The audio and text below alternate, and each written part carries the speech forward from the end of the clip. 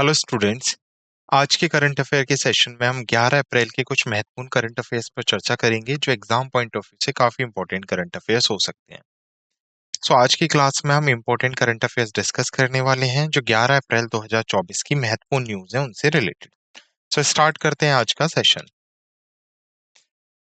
आज की क्लास की शुरुआत हम करेंगे कुछ इंपॉर्टेंट अंतर्राष्ट्रीय समाचार के साथ। अंतर्राष्ट्रीय समाचार में हम क्या डिस्कस करेंगे? आज की क्लास में हम अंतर्राष्ट्रीय समाचार की कैटेगरी में, इंटरनेशनल न्यूज की कैटेगरी में हम डिस्कस करेंगे कुछ इंपॉर्टेंट इंटरनेशनल ऑर्गेनाइजेशंस। तो जो वर्ल्ड स्तर पर, विश्व स्तर पर ऑर्गेनाइजेशंस हैं, उनसे रिलेटेड अगर कोई पॉइंट बनता है, वहां पर कोई अपॉइंटमेंट से रिलेटेड पॉइंट किस तरह से बन सकता है, या तो कोई मीटिंग से पॉइंट बन सकता है, कोई सबमिट हुई है, कोई कॉन्फ्रेंस हुई है इंटरनेशनल लेवल पर, उससे पॉइंट बन सकता है।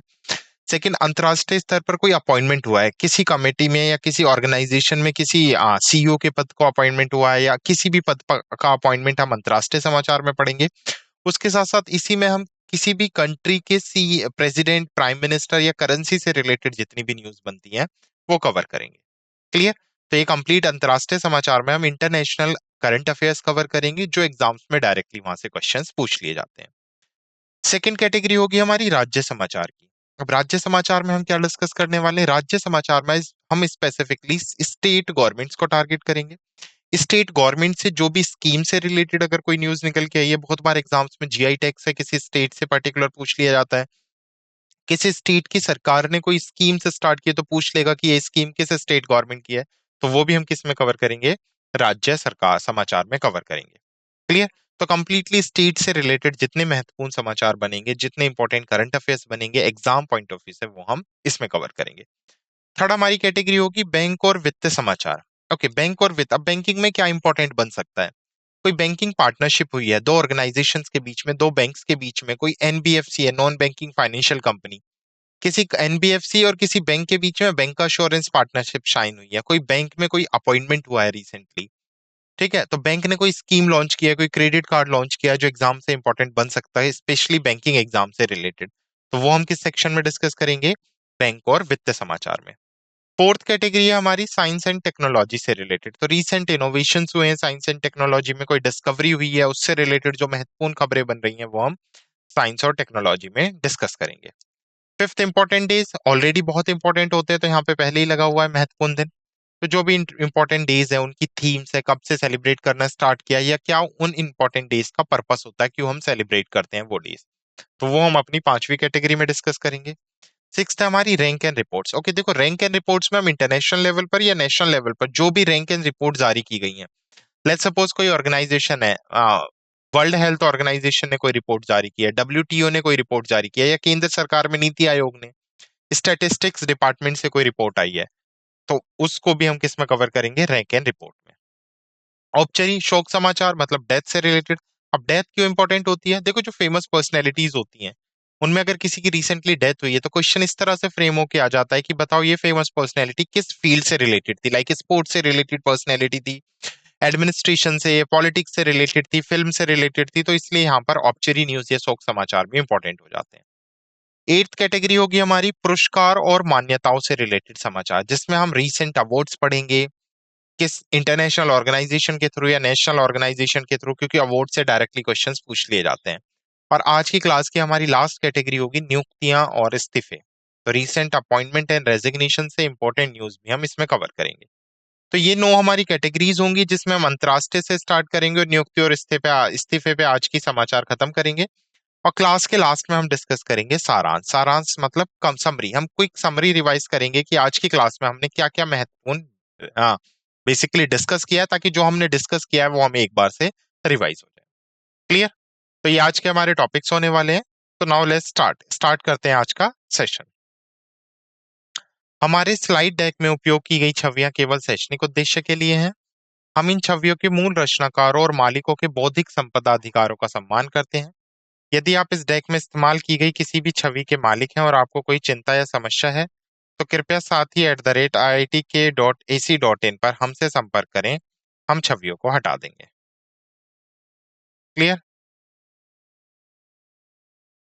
ओके, सो बढ़ते हैं अपनी पहली न्यूज के साथ। हमारी पहली कैटेगरी कौन सी थी? इंटरनेशनल न्यूज थी। तो हम कहां से शुरुआत करेंगे? इंटरनेशनल न्यूज के साथ आज की शुरुआत करेंगे। तो भारत कजाकिस्तान मास्को हमले के जवाब में आतंकवाद रोधी सहयोग को बढ़ाएगा।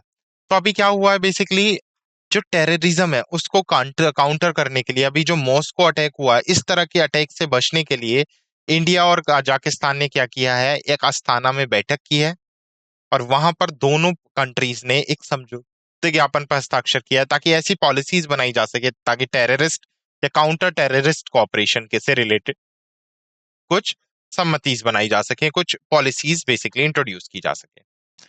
तो यहाँ पर भारत और कजाकिस्तान ने आतंकवाद विरोधी सहयोग को मजबूत करने के लिए अस्थाना में बैठक की है। यह बैठक मास्को में हाल ही में हुए आतंकवाद हमले के जवाब में थी। माना जाता है कि यह हमला मध्य एशिया के उग्रवादियों द्वारा किया गया था जो संभवतः पाकिस्तान मदरसे से प्रभावित थे। क्लियर? ओके, तो दोनों राष्ट्र इस बढ़े हुए सहयोग के माध्यम से आ, आतंकवाद के खिलाफ अपने प्रयासों को मजबूत करने में मदद करेंगे। क्लियर? तो पहली न्यूज समझ आई, भारत और कजाकिस्तान ने क्या किया है, एग्रीमेंट साइन किया है।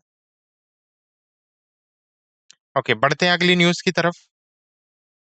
नेक्स्ट न्यूज की अगर मैं बात करूं, भारत ने लगातार 5वीं बार डब्ल्यूटीओ में शांति खंड का आह्वान किया है।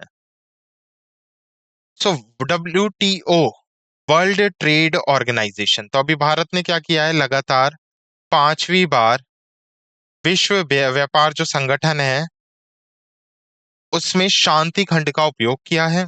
यह आह्वान 2022-23 के विपणन वर्ष के दौरान निर्धारित सीमा से अधिक चावल सब्सिडी के कारण है। भारत 10% घरेलू समर्थन सीमा को पार करने के बावजूद उसे तत्कालीन कोई परिणाम नहीं भुगतने पड़े। 2013 बाली मंत्री स्तरीय बैठक में शांति खंड प्रावधान पर सहमति बनी। तो लगातार भारत ने क्या किया है, डब्ल्यूटीओ वर्ल्ड ट्रेड ऑर्गेनाइजेशन जिसे हम विश्व स्वास्थ्य संगठन के नाम से जानते हैं, वहां पर 5वीं बार शांति खंड का आह्वान किया है। क्लियर? नेक्स्ट स्टेट न्यूज है, एनटीपीसी लिमिटेड नए संस्करण की बालिका सशक्तिकरण मिशन लॉन्च करेगी। तो एनटीपीसी लिमिटेड अपनी बालिका सशक्तिकरण मिशन का एक नया संस्करण लॉन्च करने के लिए तैयार है। यह पहल जो केंद्र सरकार की बेटी बचाओ बेटी पढ़ाओ अभियान है उसके साथ मेल खाती है। तो जीईएम एनटीपीसी की एक प्रमुख कॉरपोरेट सामाजिक उत्तरदायित्व पहल है और यह कार्यक्रम का उद्देश्य बालिका को सशक्त और शिक्षित करना है। क्लियर? नेक्स्ट स्टेट न्यूज है। स्टेट से अगर हम देखें तो संगीत नाटक अकेडमी ने शक्तिपीठों में शक्ति संगीत और नृत्य महोत्सव का आयोजन किया। तो देखो यहां से इंपॉर्टेंट न्यूज क्या बन सकती है कि शक्ति संगीत और नृत्य महोत्सव का आयोजन किसने किया है, तो किसने किया है, ये संगीत नाटक अकेडमी ने किया है। तो संगीत नाटक अकेडमी शक्ति संगीत और नृत्य महोत्सव का आयोजन कर रही है। त्योहार 9 अप्रैल से 17 अप्रैल 2024 तक देश भर के 7 विभिन्न शक्तिपीठों में आयोजित किया हो जाएगा। यह नवरात्रि के दौरान मंदिर परंपराओं को पुनर्जीवित करने के लिए कला प्रवाह श्रृंखला का हिस्सा है। यह कार्यक्रम पवित्र स्थलों में संगीत और नृत्य का उत्सव भी मनाता है। तो याद रखना है, संगीत नाटक अकेडमी ने शक्तिपीठों में शक्ति संगीत और नृत्य महोत्सव का आयोजन किया है। क्लियर? ओके, सो बढ़ते हैं अगली न्यूज की तरफ। नेक्स्ट बैंक और फाइनेंस से न्यूज है। तो इंपॉर्टेंट न्यूज है बैंक एंड फाइनेंस से भी। फाइनेंशियल ईयर 2024 में सामान्य बीमा उद्योग की वृद्धि हुई है, एक व्यापक अवलोकन। तो यहाँ से आपको पेनिट्रेशन रेट समझना है। पेनिट्रेशन रेट क्या होता है, जो हम प्रीमियम पे करते हैं इंश्योरेंस इंडस्ट्री में, वो कितना ग्रोथ कर रहा है वो हम पेनिट्रेशन रेट के थ्रू पता लगाते हैं। तो पेनिट्रेशन रेट के थ्रू ही बेसिकली भारत में जो बीमा उद्योग है उनमें क्या हुई है, वृद्धि हुई है। तो 2024 की अगर मैं बात करूं तो कितने परसेंट की वृद्धि हुई है, 12.78% की वृद्धि का अनुभव किया गया है। कुल प्रीमियम 2.89 ट्रिलियन रुपए तक पहुंचा, जो 3 ट्रिलियन रुपए के निशान से थोड़ा सा कम है। स्वास्थ्य मोटर और फसल बीमा क्षेत्रों में वृद्धि की मंदी देखी गई है। सामान्य बीमाकर्ताओं ने 14.24% की वार्षिक वृद्धि दर्ज की, जिसमें सार्वजनिक क्षेत्र के बीमाकर्ता 8.99% और निजी क्षेत्र के समक्ष 17.53% पर रहे हैं। क्लियर? तो फाइनेंशियल ईयर 24 में सामान्य बीमा उद्योग की वृद्धि। क्लियर यहां तक? नेक्स्ट बैंक और फाइनेंस से ही है। आईसीआईसीआई लोम्बार्ड ने बीमा वितरण का विस्तार करने के लिए पॉलिसी बाजार के साथ समझौता किया। तो पॉलिसी बाजार जहां पर बीमा सेल होते हैं बेसिकली, तो अभी आईसीआईसीआई लोम्बार्ड ने क्या किया है, पॉलिसी बाजार के साथ साझेदारी की है। पॉलिसी बाजार पर आप आईसीआईसीआई लोम्बार्ड के पॉलिसीज भी या बीमा भी परचेज कर सकते हैं। तो ICICI Lombard general insurance company ने पॉलिसी बाजार के साथ साझेदारी की है। यह सहयोग पूरे भारत में बीमा वितरण को बढ़ाने का लक्ष्य रखता है। पॉलिसी बाजार का डिजिटल प्लेटफॉर्म बीमा उत्पादों की एक विस्तृत श्रृंखला प्रदान करेगा। लगभग 10 मिलियन ग्राहकों को इस साझेदारी से लाभ होने की उम्मीद है। तो याद रखना, आईसीआईसीआई ने भी कहां पर रजिस्टर करा लिया है या किसके साथ साझेदारी की है, पॉलिसी बाजार के साथ। डन। बैंक और फाइनेंस ही है। एचडीएफसी बैंक लक्षद्वीप में शाखा खोलने वाला पहला निजी बैंक बना है। तो लक्षद्वीप यूनियन टेरिटरी है और लक्षद्वीप में पहला निजी बैंक कौन सा बना है, एचडीएफसी बैंक बना है, जिसने लक्षद्वीप में अपनी ब्रांच एस्टेब्लिश की है। तो एचडीएफसी बैंक ने लक्षद्वीप के कवरत्ती द्वीप पर एक शाखा खोली है। यह केंद्र शासित प्रदेश में उपस्थिति रखने वाला एकमात्र निजी क्षेत्र का बैंक है। निजी क्षेत्र का मतलब प्राइवेट बैंक। वहां पर basically public sector bank operated है, बट प्राइवेट सेक्टर बैंक की अगर मैं बात करूं तो एचडीएफसी पहला बैंक बना है जहां पर जिसने लक्षद्वीप में अपनी शाखा या ब्रांच ओपन की है। नेक्स्ट, शाखा का उद्देश्य लक्षद्वीप में बैंकिंग बुनियादी ढांचे को उन्नत करना है। सेवाएं व्यक्तिगत बैंकिंग और डिजिटल बैंकिंग समाधान पर केंद्रित होंगी, जिसमें खुदरा विक्रेताओं के लिए क्यूआर आधारित लेन देन शामिल है। क्लियर। तो एचडीएफसी बैंक लक्षद्वीप में शाखा खोलने वाला पहला निजी बैंक बना। नेक्स्ट, साइंस एंड टेक्नोलॉजी से है। काबिल सीएसआईआर आईआईएमटी। काबिल क्या है, खनिज विदेश इंडिया लिमिटेड, और उसके साथ साथ सीएसआईआर आईएमएमटी ने महत्वपूर्ण खनिजों की प्रगति के लिए आपस में क्या किया, गठबंधन। तो यहाँ पर खनिज फील्ड में जो मिनरल्स एडवांसमेंट है उसके लिए दो ऑर्गेनाइजेशन, एक काबिल और सीएसआईआर आईएमएमटी ने समझौता किया है। तो खनिज विदेश इंडिया लिमिटेड और सीएसआईआर आईएमएमटी ने एक समझौते ज्ञापन पर हस्ताक्षर किए। समझौता ज्ञापन खनिज प्रसंस्करण और धातु निष्कर्षण के लिए तकनीकी और ज्ञान सहयोग पर केंद्रित है। यह गठबंधन भारत की खनिज सुरक्षा को मजबूत करने का लक्ष्य रखता है। सीएसआईआर आईएमएमटी की तकनीकी विशेषज्ञता का उपयोग विभिन्न महत्वपूर्ण क्षेत्रों में किया जाएगा। क्लियर। नेक्स्ट है, इंपॉर्टेंट डे से है। भारत के राष्ट्रपति ने विश्व होम्योपैथिक दिवस पर होम्योपैथिक संगोष्ठी का उद्घाटन किया। तो अगर मैं बात करूं, भारत की राष्ट्रपति हैं श्रीमती द्रौपदी मुर्मू जी, उन्होंने 2 दिवसीय होम्योपैथी संगोष्ठी का रिसेंटली उद्घाटन किया है। यह कार्यक्रम नई दिल्ली में होम्योपैथी में अनुसंधान के लिए केंद्रीय परिषद द्वारा आयोजित किया गया। संगोष्ठी विश्व होम्योपैथिक दिवस 10 अप्रैल 2024 को सेलिब्रेट किया गया है विद द थीम ऑफ अनुसंधान को सशक्त बनाना। तो इसका विषय क्या रहा है कि अनुसंधान को सशक्त बनाना, प्रवीणता को बढ़ाना, जो 21वीं सदी में इसकी प्रासंगिकता को उजागर करता है। Clear. Okay. Next, rank and report से है। नेक्स्ट न्यूज हमारी रैंक एंड रिपोर्ट से है। भारत हेपेटाइटिस बी और सी मामले में विश्व में दूसरे स्थान पर है। तो हेपेटाइटिस क्या होता है, बेसिकली ये बाइल जूस लीवर की वजह से होता है, जिसे हम पीलिया के नाम से भी जानते हैं। बाइल जूस के ज्यादा सिक्रेशन की वजह से ये रोग होता है। तो अभी विश्व स्वास्थ्य संगठन ने एक रिपोर्ट जारी की है जिसमें बताया कि वैश्विक हेपेटाइटिस रिपोर्ट में भारत को हेपेटाइटिस बी और सी के मामले में दूसरे स्थान पर रखा गया है। तो सबसे ज्यादा हेपेटाइटिस बी और सी के मामले कहां पर है, चाइना में है। तो भारत में टोटल 3.5 करोड़ मामले हैं, जो चाइना के बाद दूसरे स्थान पर आता है। तो पहले नंबर पर चाइना होगा और दूसरे पर भारत है। हेपेटाइटिस जो यकृत की सूजन द्वारा पहचाना जाता है, महत्वपूर्ण स्वास्थ्य जोखिम पैदा करता है और घातक भी हो सकता है। विश्व स्तर पर लगभग 254 मिलियन लोग हेपेटाइटिस बी और लगभग 50 मिलियन लोग हेपेटाइटिस सी से प्रभावित हैं। क्लियर। तो हेपेटाइटिस बी और सी मामले में विश्व में दूसरे स्थान पर भारत है और पहले स्थान पर कौन है, China. Next, rank and report से ही है। Hurun global unicorn index 2024। तो हुरुन ने ग्लोबल यूनिकॉर्न इंडेक्स जारी किया है 2024 के लिए, जिसमें वैश्विक स्टार्टअप इकोसिस्टम की स्थिति का अनावरण किया गया है। तो हुरुन ग्लोबल यूनिकॉर्न इंडेक्स 2024 वैश्विक यूनिकॉर्न परिदृश्य में महत्वपूर्ण विकास को संरेखित करता है। संयुक्त राज्य अमेरिका 703 यूनिकॉर्न के साथ अग्रणी है, इसके बाद चीन 340 के साथ है। भारत 67 यूनिकॉर्न के साथ कौन से स्थान पर है? तीसरे। तो ये भी इंपॉर्टेंट है, भारत की रैंक पूछ ली जाएगी। Unicorn index according to Hurun Bharat की रिपोर्ट रैंक कितनी है? तो तीसरी है। लेकिन 2017 के बाद पहली बार यूनिकॉर्न निर्माण में गिरावट का अनुभव किया गया है। निवेश की कमी के कारण गिरावट को मजबूत शेयर बाजार प्रदर्शन के बावजूद जिम्मेदार ठहराया गया है। Clear. Next, rank and report से अगर मैं बात करूं तो 57 कंपनियां दुनिया के 80% कार्बन उत्सर्जन के लिए जिम्मेदार है। तो अभी थिंक टैंक है जिसे हम इन्फ्लुएंस मैप के नाम से जानते हैं, उसने एक रिपोर्ट जारी की, उसमें बताया कि 57 कंपनी दुनिया में 80% कार्बन उत्सर्जन करती हैं। ये कंपनियां किस फील्ड से रिलेटेड है? ये कंपनियां तेल से, गैस से, कोयला और सीमेंट के उत्पाद में शामिल है।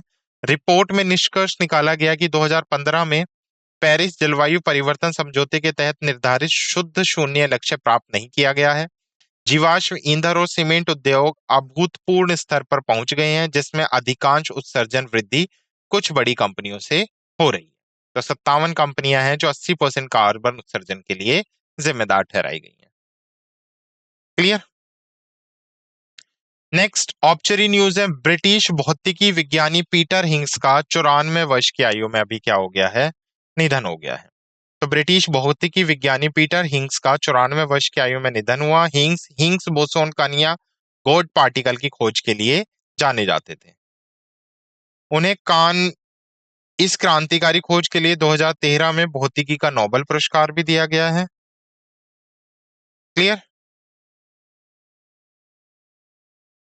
उसके साथ साथ उनके काम ने यह समझाने में मदद की कि बिग बैंग के बाद ब्रह्मांड कैसे बना। अवार्ड्स एंड रिकॉग्निशन से डॉक्टर अग्रवाल आई हॉस्पिटल ने जीता है सर्वश्रेष्ठ वैज्ञानिक पोस्टर पुरस्कार 2024। तो डॉक्टर अग्रवाल आई हॉस्पिटल की अनुसंधान टीम ने 2024 के लिए ASCRS वार्षिक बैठक में सर्वश्रेष्ठ वैज्ञानिक पोस्टर पुरस्कार जीता है। पुरस्कार विजेता अध्ययन ने रिवाइटल विजन दृष्टि प्रशिक्षण सॉफ्टवेयर की प्रभावशीलता पर ध्यान केंद्रित किया। सॉफ्टवेयर काउंसलिंग सर्जरी के बाद स्थिर केराटॉक्सोन रोगियों में सर्वश्रेष्ठ संशोधन दृष्टि में सुधार करता है। अस्पताल के नेत्र विज्ञान अनुसंधान में योगदान को यह मान्यता रेखांकित करती है। क्लियर।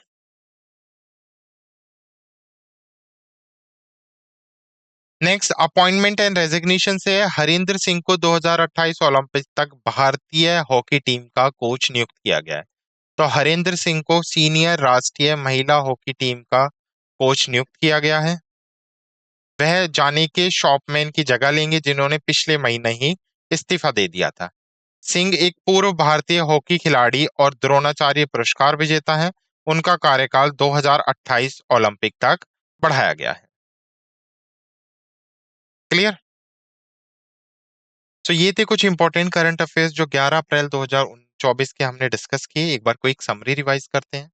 शुरुआत की थी हमने अंतर्राष्ट्रीय समाचार से, जिसमें दो महत्वपूर्ण अंतर्राष्ट्रीय समाचार देखे थे। एक तो भारत कजाकिस्तान मॉस्को हमले के जवाब में आतंकवाद विरोधी सहयोग, और भारत ने लगातार 5वीं बार WTO में शांति धारा का आह्वान किया है। सेकेंड, हमने राज्य समाचार देखा जिसमें NTPC का हमने देखा था। सेकेंड, संगीत नाटक एकेडमी ने अभी शक्ति संगीत और नृत्य महोत्सव का अनावरण किया है। सेकेंड, हमने देखा बैंकिंग और वित्त से, जिसमें हमने फाइनेंशियल ईयर में बीमा ग्रोथ हुई है। ICICI लोम्बार्ड ने पार्टनरशिप किया पॉलिसी बाजार के साथ, और HDFC ने अपनी पहली ब्रांच लक्षद्वीप में ओपन की है। विज्ञान और प्रौद्योगिकी समाचार की अगर मैं बात करूं तो हमने देखा है काबिल और CSIR ने खनिज प्रगति के लिए आपस में क्या किया है? गठबंधन किया है। महत्वपूर्ण दिनों में विश्व होम्योपैथिक दिवस पर होम्योपैथिक संगोष्ठी का उद्घाटन किया गया। नेक्स्ट, हमने हेपेटाइटिस B और C के मामलों में भारत का विश्व में दूसरा स्थान है। हुरुन ग्लोबल यूनिकॉर्न इंडेक्स देखा और 57 कंपनियां विश्व के 80% कार्बन उत्सर्जन के लिए जिम्मेदार हैं। शोक समाचार में हमने देखा था ब्रिटिश भौतिकी विज्ञानी पीटर हिंग्स का 94 वर्ष की आयु में अभी क्या हो गया है, निधन हो गया है। पुरस्कार और मान्यताओं से हमने देखे, जिसमें देखा डॉक्टर अग्रवाल की आई अस्पताल ने जीता है सर्वश्रेष्ठ वैज्ञानिक पोस्टर बेसिकली पुरस्कार। क्लियर।